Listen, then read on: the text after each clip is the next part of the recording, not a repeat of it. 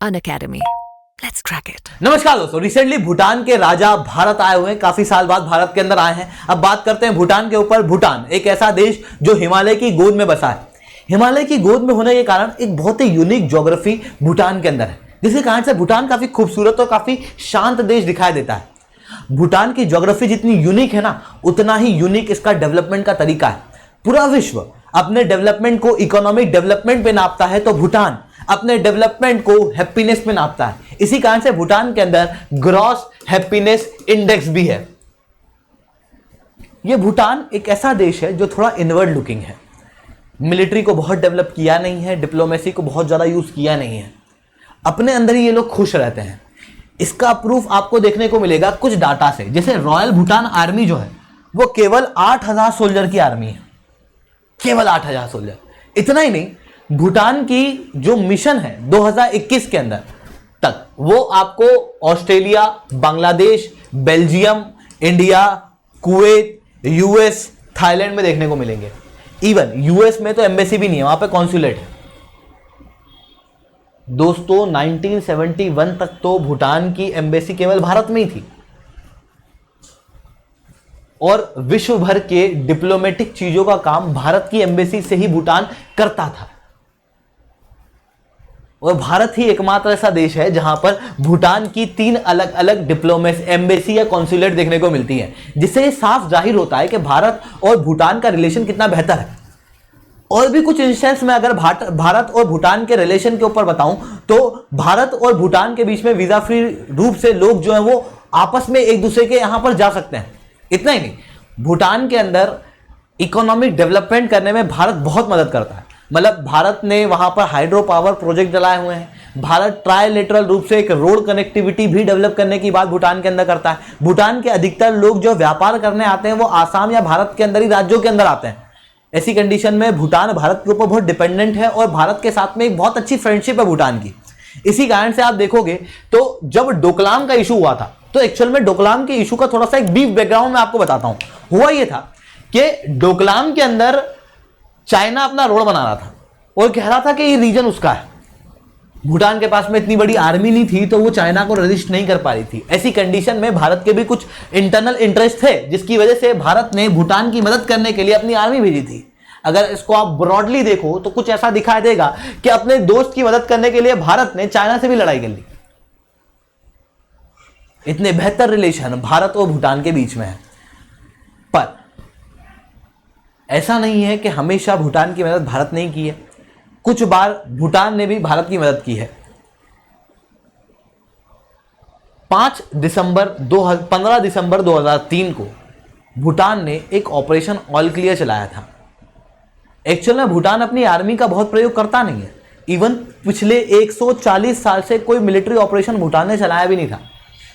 पर भारतीय इंसर्जेंसी को खत्म करने के लिए भूटान ने ऑपरेशन ऑल क्लियर चलाया, अपने 140 साल के रिकॉर्ड को तोड़ा और पहली बार मिलिट्री का प्रयोग किया। दोस्तों ये कैसे किया और ये क्यों करना पड़ा भूटान को, उसे मैं शुभेंद्र चौहान इस सेशन के अंदर चर्चा करूंगा। बट उसके पहले आप लोग मेरे साथ में SRC10 टेलीग्राम ग्रुप के ऊपर जुड़ सकते हो। मेरे क्लास की अपडेट, PPT, PDF आपको हमें मिल जाती है। इसके अलावा दोस्तों, अगर आप लोगों को UPSC CSE की तैयारी करना है, आप अनअकैडमी के साथ में ऑफलाइन क्लासेस के अंदर जुड़ना चाहते हो, तो आप प्रयागराज के अंदर जुड़ सकते हो। प्रयागराज के अंदर हमारा एक नया सेंटर खुल रहा है, जहां पर शुरुआत के जो अर्ली बर्ड्स होंगे उनको 40% तक का डिस्काउंट मिलेगा। और याद रखना, ये जो बैच शुरू होगी है दिसंबर 15 से होगी। वहां पर जो भी व्यक्ति आपको मिले, जो भी आपको प्राइस बताए, उसको कहना कि मेरे को शुभेंद्र सर का SRC10 कोड लगाना है, जिसके बाद में आप लोगों को इस ऑफलाइन कोर्स के अंदर जितनी भी प्राइस बताई जाएगी उससे और फर्दर डिस्काउंट जो है वो मिल जाएगा। ठीक है, चलिए दोस्तों, हम बात करते हैं कि भूटान को ये एंटी इंसर्जेंसी ऑपरेशन क्यों चलाना पड़ा था। तो देखो, भूटान आपको यहां पर देखने को मिल रहा है। भूटान की बॉर्डर आपको देखने को मिलेगी यहां पर अरुणाचल प्रदेश से, नीचे आसाम से, फिर यहां बंगाल से और यहां सिक्किम से शेयर होती है। अब ये जो आसाम है और ये जो अरुणाचल प्रदेश है, 1970s और 1980s के समय पे आसाम के अंदर इंसर्जेंसी काफी पीक पे थी। बहुत ज्यादा इंसर्जेंसी हम लोगों को उस समय पे देखने को मिल रही थी। आसाम के अंदर जब इंसर्जेंसी बढ़ रही थी, तो ऐसी कंडीशन में भारत की आर्मी और आसाम की पुलिस फोर्स ने एंटी इंसर्जेंसी ऑपरेशन चलाए थे। और एंटी इंसर्जेंसी ऑपरेशन जब चलाए गए तो ये जो इंसर्जेंट थे, ये जो मिलिटेंट ग्रुप थे, ये लोग भाग के बांग्लादेश जाने लगे। उस समय पर बांग्लादेश के अंदर जो सरकार थी वो बहुत प्रो इंडिया नहीं थी, भारत को बहुत ज्यादा सपोर्ट करती नहीं थी, क्योंकि शेख मुजीबुर रहमान की उस समय पर डेथ हो चुकी थी और उसके बाद में जो सरकार आई थी वो इंडिया की तरफ बहुत ज्यादा सेंट्रिक नहीं थी। ऐसी कंडीशन में उन्होंने भी, उस सरकार ने भी उस समय पर आसाम के अंदर से आने वाली इंसर्जेंसी को शरणार्थ दी। और ये जो इंसर्जेंट है ये बांग्लादेश के अंदर बैठ के फिर भारत के अंदर इंसर्जेंसी करने लगे, भारत की सॉवरेनिटी, भारत की सिक्योरिटी के ऊपर थ्रेट क्रिएट करने लगे। इवन बांग्लादेश और भूटान के आपस में ट्रेड रिलेशन खराब होने लगे। क्यों? क्योंकि जितना भी व्यापार होता वो आसाम वगैरह से भी होता था, एक ट्रेड रूट था ये तो। और इसी ट्रेड रूट के आसपास कौन आके बैठ गए थे? Insurgent group. और इंसर्जेंट, ये जो मिलिटेंट ग्रुप थे, ये देखते थे कोई भी अगर व्यापार करने जाता था उसको पकड़ लेते थे, उसको मारते पीटते थे, बंधक बना लेते थे और भारत सरकार के ऊपर प्रेशर डालते थे। इसकी वजह से ऑब्वियसली वो ट्रेड रूट के ऊपर लोग जाने से डर रहे थे। थोड़ा समय बीतता है, सरकार बांग्लादेश के अंदर चेंज होती है। 1996 के अंदर शेख हसीना प्रधानमंत्री बनती है और जब वो प्रधानमंत्री बनती है तो वो स्टैंड लेती है स्ट्रॉन्ग इन इंसर्जेंट ग्रुप के खिलाफ और बांग्लादेश के अंदर इन इंसर्जेंट ग्रुप को आने से रोकती है, क्योंकि ऑब्वियसली बांग्लादेश के अंदर भी एक refugee crisis in insurgent group के कारण क्रिएट हो रहा था। बांग्लादेश के ट्रेड रिलेशन खराब हो रहे थे, तो इन्होंने स्ट्रॉन्ग स्टैंड इस इंसर्जेंसी के खिलाफ लिया। अब भारत के अंदर तो क्या हो रहा है, ऑलरेडी पुलिस और आर्मी क्रैकडाउन कर रही है, दूसरी तरफ यहां पे बांग्लादेश ने भी क्रैकडाउन करना शुरू कर दिया। अब इंसर्जेंट जाए तो जाएगा, तो इन्होंने भूटान देखा, बोले अरे ये तो बहुत शांत देश है, यहां जाएंगे, यहां पे हमको कोई मारेगा पीटेगा नहीं, आराम से रहेंगे। तो ये लोग भूटान चले गए और भूटान के दक्षिण भाग के अंदर इन्होंने अपने कैंप लगा लिए। भूटान ने भी शुरुआत के अंदर चीजों को इग्नोर किया। अब क्या हुआ कि वो जो इंसर्जेंट ग्रुप थे, वो जो मिलिटेंट ग्रुप थे, वो भूटान की टेरिटरी में से अपने ऑपरेशन प्लान करते और उसके बाद में आसाम वगैरह के अंदर भारत सरकार के ऊपर प्रेशर डालते, आसाम के अंदर कोवर्जन करते, एक्सटॉर्शन करते। इवन इसकी वजह से वही भूटान और भारत के ट्रेड के ऊपर भी असर पड़ रहा था, क्योंकि ये इंसर्जेंट ग्रुप जो है वो भूटान भारत के बीच के ट्रेड रूट के ऊपर ही बैठे हुए थे। तो जो भी व्यापारी जाता उसको पकड़ लेते और फिर मारते पीटते, फिर एक्सटॉर्शन करते। तो भूटान को भी लगने लगा यार कुछ तो करना पड़ेगा, और भारत को भी तकलीफ तो हो रही थी, क्योंकि ये चीज जो है वो भारत की सॉवरेनिटी और सिक्योरिटी के खिलाफ थी। ऐसी कंडीशन में भारत ने भी भूटान के ऊपर डिप्लोमेटिक प्रेशर डालना शुरू कर दिया। और जब भारत ने डिप्लोमेटिक प्रेशर डालना शुरू किया तो भूटान को समझ नहीं आ रहा था क्या करें। अब इन्होंने सोचा कि देखो मिलिट्री तो हमारी 6000 लोगों की है, उस समय पे 6000 थी, आज 8000 है, ठीक है, केवल 6000 7000 लोगों की, 6-7 लोगों की उस समय में मिलिट्री थी। इतनी कोई बहुत मजबूत नहीं थी, बहुत हथियार नहीं थे, बहुत ट्रेंड पर्सन थे नहीं। इन्होंने सोचा मिलिट्री ऑपरेशन नहीं चला सकते, तो फिर क्या करें, एक काम करते हैं, इन इंसर्जेंट ग्रुप से बात करते हैं। भूटान के अंदर जिन इंसर्जेंट ग्रुप ने कैंप लगाए थे वो 3 थे मेनली, यूएलएफए यानी कि United liberation front of Assam, national democratic front of Bodoland NDFB और केएलओ। इनके वहां पर कैंप थे। कैंप का भी नंबर बता देता हूं, 13 यूएलएफए के कैंप थे, एनडीएफबी के 12 कैंप थे और 5 जो है वो केएलओ के कैंप थे। तो इन्होंने सोचा कि यार देखो मिलिट्री ऑपरेशन तो कर नहीं सकते, अब क्या करें। तो इन्होंने फिर क्या किया कि इन इंसर्जेंट ग्रुप से बात करना शुरू करी कि देखो प्यार मोहब्बत से आप लोग चले जाओ तो ज्यादा अच्छा है। तो इन्होंने डिप्लोमेटिक टॉक वगैरह की, डिप्लोमेटिक टॉक तो गलत शब्द यूज कर रहा हूं मैं, इन्होंने टॉक्स करना शुरू की। और 1998 के अंदर जब इन्होंने टॉक्स करना शुरू की तो 5 राउंड ऑफ टॉक यूएलएफए के साथ में हुई, 3 राउंड ऑफ टॉक एनडीएफबी के साथ में हुई और केएलओ के साथ में टॉक जो है वो फेल हो गई, हुई नहीं। ऐसी कंडीशन के अंदर क्या हुआ कि ये जो इंसर्जेंट ग्रुप है भूटान को छोड़ के जा नहीं रहे थे और अब धीरे धीरे करके ये इंसर्जेंट ग्रुप भूटान के अंदर भी सिक्योरिटी और सॉवरेनिटी के ऊपर थ्रेट बन गए थे।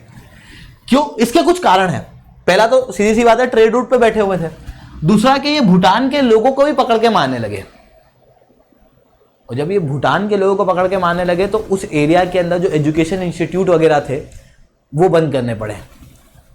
इतना ही नहीं, इन इंसर्जेंट ग्रुप के कारण दुमसाम सीमेंट प्रोजेक्ट चल रहा था उसको भी रोकना पड़ा। इतना ही नहीं, भूटान के अंदर कुछ नेपाली लोग उस समय पे थे और इवन आज भी है, जिनके खिलाफ एक रिप्रेसिव पॉलिसी भूटान यूज करता है और यही नेपाली लोग भूटान के खिलाफ रहते हैं। अब भूटान को डर लगने लगा कि जो इंसर्जेंट लोग हैं, जो मिलिटेंट लोग हैं, जो भारत से आके यहाँ पर हैं और भारत के खिलाफ एक्शन ले रहे हैं, हथियारों का प्रयोग कर रहे हैं, लोगों को डरा धमका रहे हैं, हो सकता है ये हथियार फिर नेपालियों को दे दें। ऐसी कंडीशन में भूटान की भी सोवरेनिटी और सिक्योरिटी के ऊपर थ्रेट हो सकता है, जिसके बाद में भूटान ने ये ऑफिशियल स्टेटमेंट रिलीज किया कि जो इंसर्जेंट ग्रुप है ये डायरेक्ट थ्रेट है भूटान की सोवरेनिटी और नेशनल सिक्योरिटी के ऊपर। और यही मिलिटेंट ग्रुप बहुत पर्टिकुलर कंसर्न का है भूटान के लिए आज। हालांकि भूटान ने शुरुआत के अंदर इस पूरी सिचुएशन को बहुत मिस इंटरप्रेट किया है, मिस परसेप्शन के अंदर भूटान जो है वो इन इंसर्जेंट ग्रुप के खिलाफ रहा है। पर अब भूटान अपने एक्सीलेंट बायलैटरल रिलेशन जो भारत के साथ में है उसको स्टेक पे नहीं लगा सकता, क्योंकि भारत के साथ में जो बायलैटरल रिलेशन है वो बहुत ज्यादा इंपॉर्टेंस के हैं रॉयल गवर्नमेंट के लिए और भूटानी लोगों के लिए। ये ऑफिशियल स्टेटमेंट निकाल के भूटान ने फिर भारतीय आर्मी के साथ में मिलके एंटी इंसर्जेंसी के खिलाफ एंटी इंसर्जेंसी ऑपरेशन चलाया, जिस एंटी इंसर्जेंसी ऑपरेशन का नाम था ऑपरेशन ऑल क्लियर। 15 दिसंबर 2003 से लेकर 3 जनवरी 2004 के बीच में यह ऑपरेशन चलाया गया। और इस ऑपरेशन के अंदर क्या हुआ वो समझना। भारत ने यहां पे क्या कर दिया था, भारत ने भूटान के साथ में जो बॉर्डर है इसको बंद कर दिया, यहां पे अपने सैनिक खड़े कर दिए, ताकि ऐसा ना हो कि वो लोग भाग के नीचे आ जाए, इंसर्जेंट ग्रुप भाग के नीचे आ जाए, ऐसा ना हो। उनको भूटान में ही रखा। उत्तर की तरफ जा नहीं सकते हो कि वहां पे ज्योग्राफी बहुत टफ है और वहां पे चाइना की आर्मी खड़ी हुई है, जो ऑब्वियसली भूटान से लोगों को आने नहीं देगी, क्योंकि जो एग्रीमेंट भूटान और भारत के बीच में है कि भाई वीजा फ्री रूप से आ सकते हो, वो चाइना और भूटान के बीच में थोड़ी है। ऐसी कंडीशन में ऊपर चाइना के पास जा नहीं सकते। भारत ने ये पूरी बॉर्डर जो है वो क्लोज कर दी, अंदर बंद कर दिया, मतलब कमरे में। और उसके बाद में क्या किया कि भूटान ने अपनी 6000 आर्मी की टुकड़ी भेजी और ऑपरेशन ऑल क्लियर चलाया, जहां पर भारत ने हथियार वगैरह सप्लाई किए।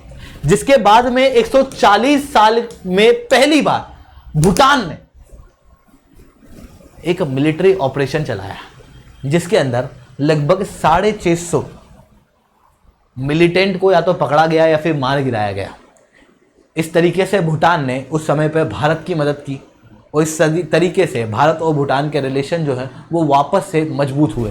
दोस्तों, आप लोगों को ये किस्सा कैसा लगा, लाइक करना, नीचे SRC10 कमेंट करके जरूर बताना। आज के लिए तय रखते हैं, लेक्चर अच्छा लगा हो तो लाइक करना, लेक्चर बहुत अच्छा लगा हो तो नीचे SRC10 कमेंट करना। आज के लिए इतना ही। That's all for my side. जय हिंद, जय Bharat. Unacademy. Let's crack it.